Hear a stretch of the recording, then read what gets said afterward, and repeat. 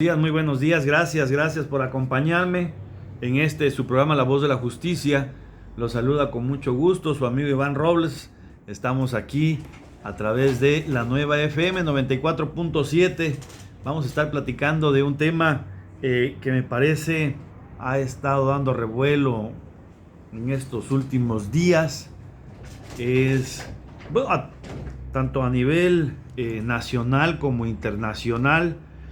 Ha sido una vez más comentarios, muchos análisis, inclusive la Suprema Corte de Justicia de la Nación ingresó a hacer un estudio acerca de lo que es la prisión preventiva oficiosa. Y hemos escuchado muchos comentarios, realmente un sector de la cátedra, el sector de expertos estudiosos en el derecho, que la mayoría manifiesta esta circunstancia donde se oponen a la prisión preventiva oficiosa y pues el gobierno, un gobierno que provino de la izquierda, un gobierno que nos dijo que iba a cambiar muchas circunstancias. Y déjenme decirles que en lo particular, cuando se realizaron las votaciones en aquel entonces, pues sí, yo creía, pensé en la existencia de un verdadero cambio. Ahora veo que muchas de las cosas, y ya lo dijo el presidente de la República no sé si fue el día de ayer en su mañanera, donde pues él como candidato fue un férreo opositor a la militarización de la seguridad pública en México, y pues el día de ayer refirió que se equivocó, y que por eso se está rectificando su postura en cuanto a la Guardia Nacional. Realmente no vamos a platicar de la Guardia Nacional, pero lo que sí quiero comentar es esta postura por parte de los gobiernos, de las autoridades, en gran parte de los niveles, de los 3 niveles. No todos se han pronunciado, pero sí está el presidente de la República, el secretario de Seguridad Pública, la señora Sheinbaum, se han pronunciado acerca de esta prisión preventiva oficiosa. Pero ¿qué cosa es? ¿Qué cosa es la prisión preventiva? Bueno, la prisión preventiva primeramente es el hecho de que una persona va a estar en prisión durante el tiempo que esté desarrollándose un procedimiento o como coloquialmente se le ha denominado, su juicio. Una persona puede ser detenida por haber cometido una conducta delictiva, por ser probable responsable. Puede hacer esta detención en flagrancia, que es al momento de estar cometiendo la conducta delictiva se detiene, y aunque exista esta flagrancia no significa que ya efectivamente sea responsable de la conducta delictiva.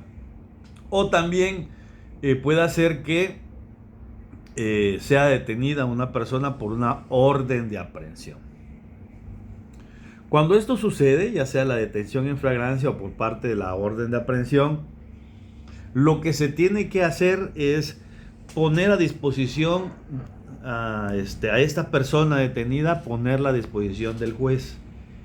El juez va a valorar si existen elementos mínimos, y digo elementos porque no es que tenga que existir prueba, fíjense ustedes, ¿no? Anteriormente sí se tenían que reunir prueba. Ahorita las exigencias, el estándar se ha disminuido, Y no, el Ministerio Público no tiene que tener en este primer momento elementos probatorios, pruebas reales, no tiene que tener, sino meros indicios, ¿no? Datos de prueba, dice la Constitución y el Código Nacional, tiene que tener datos de prueba para efectos de que exista una probabilidad. Es probable de que una persona haya cometido la conducta delictiva. Si se reúnen, entre otros, estos dos principales elementos, eso será más que suficiente para que el juez vincule. La vinculación es que esta persona va a estar bajo un procedimiento, un juicio que nosotros lo llamamos, ¿no? Aunque la audiencia de juicio es un momento procesal, una etapa procesal, pero pues nosotros coloquialmente siempre le hemos llamado juicio a todo el procedimiento. Entonces, la prisión preventiva significa que esa persona va a estar privada de su libertad durante todo el procedimiento, durante todo el juicio. Una vez que se vincula a una persona, viene una subetapa que se llama investigación complementaria. Esta investigación complementaria podrá ir de 2 a 6 meses para que el Ministerio Público robustezca, le dé más fuerza a su investigación inicial. Pero eso significa que esta persona en esta prisión preventiva va a estar estos 2 a 6 meses privado de su libertad. El Ministerio Público va a estar investigando durante este tiempo y la persona va a estar privada de su libertad de estos de 2 a 6 meses, más la etapa intermedia, más la audiencia de juicio. 1 año aproximadamente, mínimamente 1 año. Puede ser hasta 2, 3, digo, por respecto de la pandemia, la verdad es que se han ido cambiando, los tiempos han sido más, ¿no? Mayores los tiempos para que se lleve un procedimiento. Entonces, la prisión preventiva es esto. Esa persona tendrá que estar privada de su libertad durante todo el procedimiento. Pero la oficiosidad o la prisión preventiva de oficio es el hecho de que el juez no va a escuchar ningún argumento por parte de la defensa para efectos de que esa persona no esté en prisión. O algunas personas le han dicho, la prisión preventiva oficiosa significa prisión preventiva automática. Lo único que se va a requerir es que sea uno de los delitos que se encuentra dentro del artículo 19 constitucional. En este artículo 19 constitucional viene una relación de delitos que por el simple hecho de que el Ministerio Público refiera que está investigando a una persona por este delito, va a ser más que suficiente para que esta persona se encuentre en prisión, privada de su libertad, durante todo el tiempo que dure el procedimiento, sin que se haya determinado hasta en ese momento si realmente la persona cometió o no cometió la conducta delictiva. Esa es la prisión preventiva oficiosa. El juez no va a escuchar ningún argumento, no va a tener en cuenta ninguna postura por parte de la defensa, no va a escuchar alguna manifestación que pudiera realizar el abogado defensor o inclusive la persona que está siendo acusada, sino que será más que suficiente que existan estos elementos para que esta persona que está siendo investigada, y digo está siendo investigada porque realmente todavía está siendo investigada para que esa persona esté en prisión durante todo su procedimiento. ¿Cuáles son los delitos que nos dice el artículo 19 constitucional? Y empieza con abuso o violencia sexual en contra de menores, delincuencia organizada, homicidio doloso, feminicidio, violación, secuestro, trata de personas, robo de casa,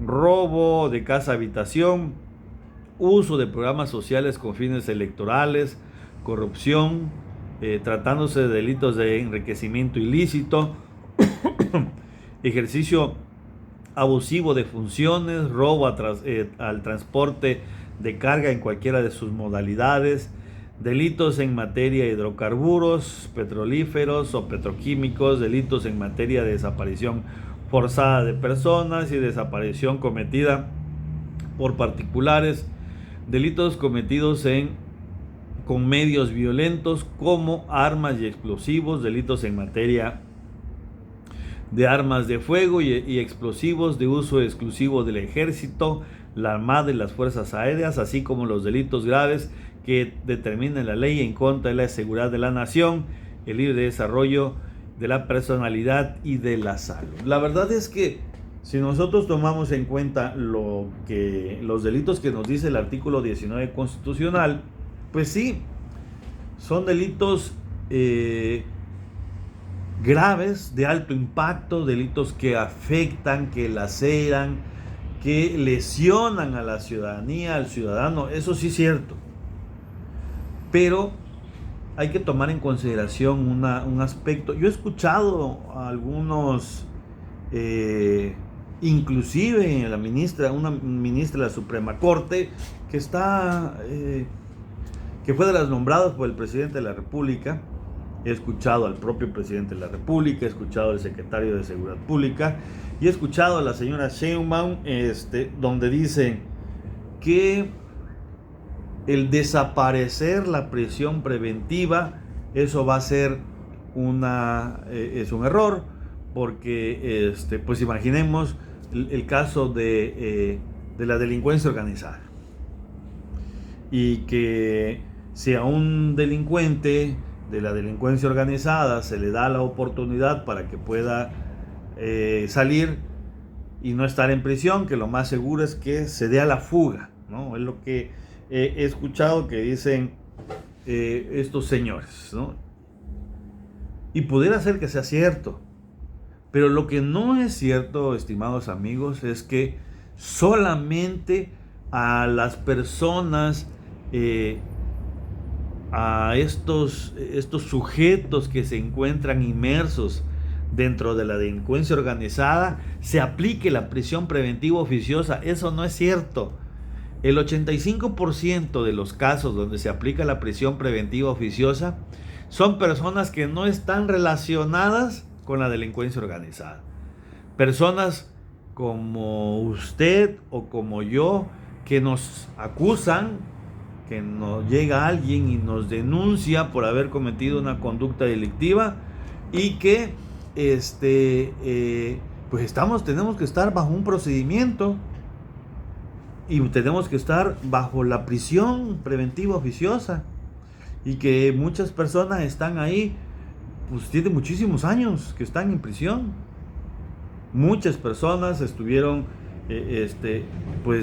solamente casi más de un año se suspendieron actividades por parte de la pandemia, y esas personas muchos de ellos todavía en espera de su juicio por la existencia de la prisión preventiva oficiosa. La verdad es que este argumento que nos están diciendo las autoridades es con la finalidad malintencionada, me parece, de que tengamos una mala percepción en general, porque no es el hecho de que no sea cierto que a las personas de delincuencia organizada, pues sí, es cierto, ¿no? Cuando se detienen pues al personal de delincuencia organizada, pues si son alguno de estos delitos, por esta circunstancia van a estar privados de su libertad. Pero, de veras, ¿es en serio? El 85% de las personas que están sujetas a un juicio, a un procedimiento, no están relacionadas con la delincuencia organizada. Y estas 85 personas están sujetas a la prisión preventiva oficiosa. Así que me parece que lo que están diciendo estos señores, y inclusive lo que ha determinado la Corte, ya que bueno, todavía está ¿cómo se llama? En análisis una determinación específicamente sobre la prisión preventiva oficiosa, donde ya hay 4 ministros de la Suprema Corte que han manifestado su inconformidad, estar en contra de la desaparición de la prisión preventiva oficiosa. Una de ellas refirió que por esto, ¿no? Un ejemplo más acerca de la delincuencia organizada, cuando pues sabemos, los que nos dedicamos al litigio, en lo que nos dedicamos a estar en los juzgados constantemente, sabemos que no es la mayor parte de las personas que se les aplica la prisión preventiva no están relacionadas con delincuencia organizada, sino por el contrario, son ciudadanos que pues algunos habrán cometido una conducta delictiva, algunos otros no todas las personas que cometan delitos significa que formen parte de la delincuencia organizada, pero que pues alguien, ¿no? Puede ser que se haya cometido una conducta delictiva y lo denuncien, o en algunos otros casos ha habido muchas personas que están bajo un procedimiento y posteriormente el juez les dice que son inocentes. Después de muchos años, años desgastantes, no solamente para la persona que se encuentra privada de la libertad, sino es un desgaste en muchos sectores, en muchos aspectos para los familiares, la esposa, los hijos, el esposo en el caso de mujeres que también, son procesadas y son enjuiciadas, y es un desgaste, desde un desgaste emocional, desgaste familiar, evidentemente desgaste económico. Es una situación muy compleja la aplicación de la prisión preventiva. Además de que el hecho de que se aplique una prisión preventiva oficiosa se vulnera un derecho humano. Es el derecho humano a ser considerados inocentes hasta en tanto se dicte una sentencia condenatoria. Esto se le denomina presunción de inocencia. Vamos a platicar de la presunción de inocencia cuando regresemos de nuestro primer corte. Volvemos. Estamos de regreso aquí en su programa La Voz de la Justicia, y en relación a esto que estamos platicando acerca de la prisión preventiva oficiosa, dice Johnny Depp que representó en una película a George John, un narcotraficante célebre allá en Estados Unidos, y él dice en esta, Johnny Depp representando este personaje, dijo, aquella no era una cárcel, era una universidad del crimen. Entré con un bachillerato en marihuana y salí con un doctorado en cocaína.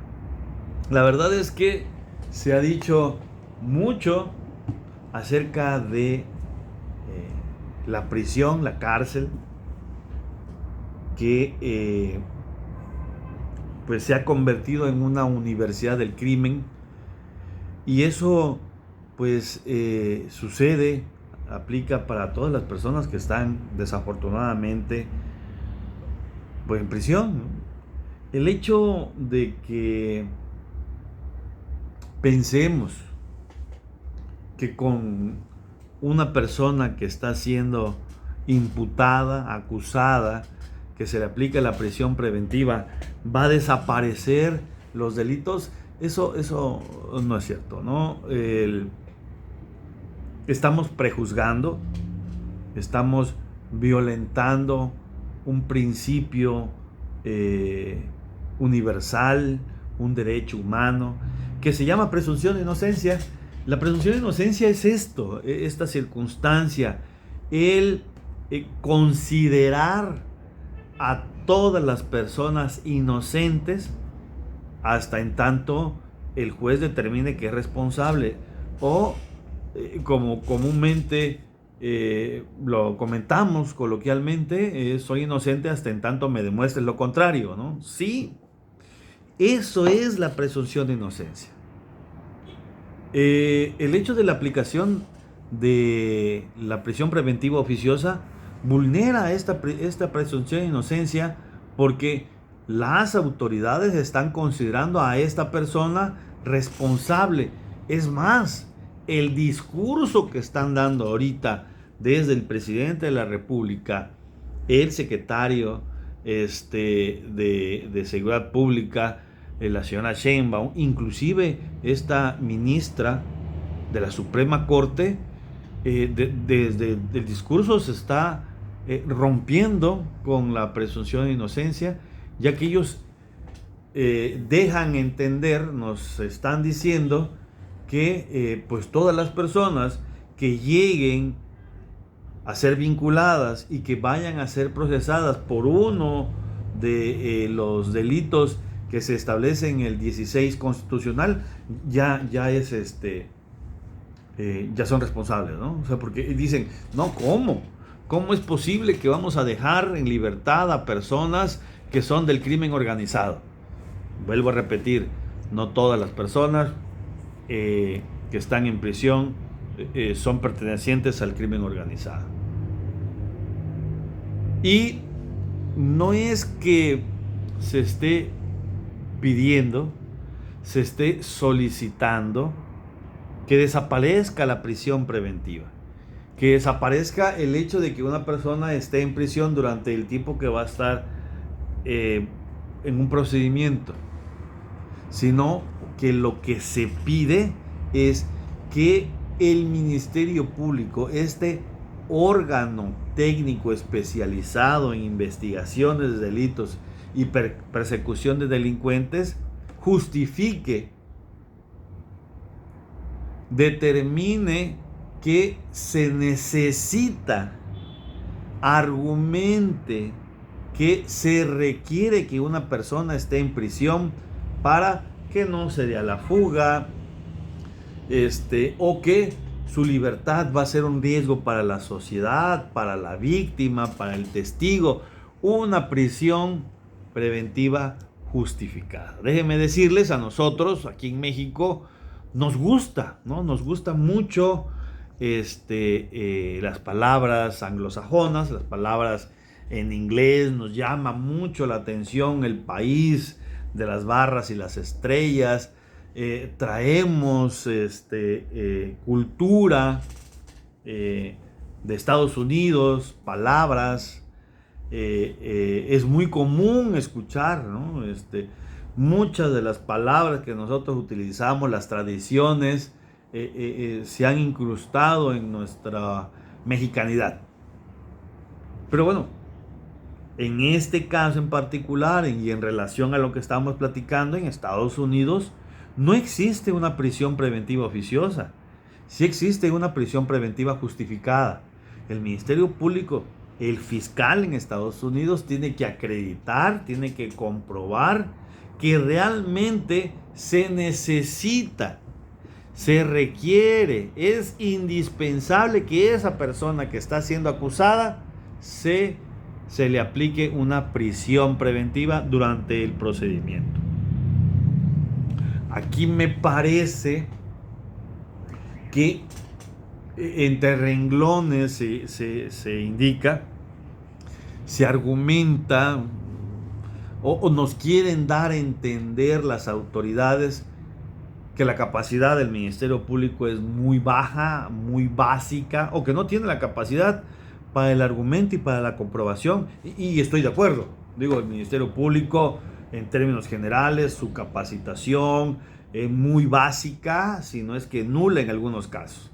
Y que por eso el Ministerio Público no va a poder justificar la prisión. Y que por eso se requiere, para echarle la mano al pobre Ministerio Público, se necesita que ésta sea de oficio, sea automática. Porque pues sabemos que no hay una capacitación adecuada, no está debidamente acreditado, debidamente preparado el Ministerio Público para acreditar la prisión preventiva. Digo, pero eso no debería ser un tema que tenga la finalidad de la violación de derechos humanos, porque déjenme decirles que este tema no ha sido solamente un tema que se esté analizando o tocando por autoridades y grupos de abogados, expertos, juristas en México, sino también ya se llevó a la Corte Interamericana de Derechos Humanos, porque pues aquí en México, primero, o sea, es una constante, ¿no? Esta figura, este listado en el cual se aplica en este caso la prisión preventiva oficiosa, existía desde el sistema anterior, el sistema tradicional o inquisitivo, como se le ha denominado. Y existía porque anteriormente estos se denominaban delitos graves, y estos delitos graves tenían la misma finalidad.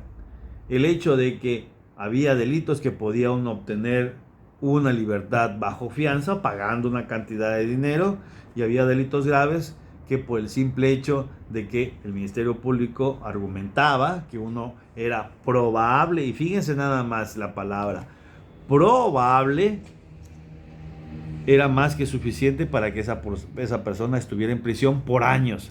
Lo mismo sucede ahora.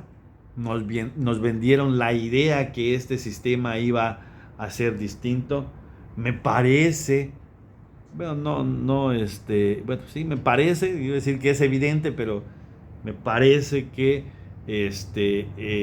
las autoridades siguen sin tener la confianza del Ministerio Público, y bueno, eso es normal. No hay una confianza no solamente de las autoridades, sino de la ciudadanía, ni al Ministerio Público, ni a la policía, ni a ninguno de estos sectores, ¿no? Pero considero que el hecho no es que se tenga que seguir violentando los derechos humanos con la finalidad de una supuesta protección al crimen organizado. En primer lugar, porque estamos bajo el entendido de que pues al crimen organizado, abrazos y no balazos. A quien sí se le aplica esta prisión preventiva oficiosa es a la persona que no pertenece al crimen organizado, ese sujeto como usted o como yo, que pudiéramos ser acusados porque sí cometimos una conducta delictiva, o porque, pues en muchos casos es muy normal aquí en México, hay personas que están acusadas sin haber cometido una conducta delictiva. Sucede, es real, y por eso es que es importante y trascendental entender que es mejor que un inocente, que un culpable, un responsable, esté en libertad, que un inocente en prisión. Siempre va a ser más lastimoso para el Estado que vulnere y lastime pues a un inocente, una persona que no tiene ninguna responsabilidad, que esté en prisión, porque decíamos, esta persona muy probablemente salga siendo un delincuente de estas cárceles. Nosotros nos vamos a nuestro último corte, volvemos.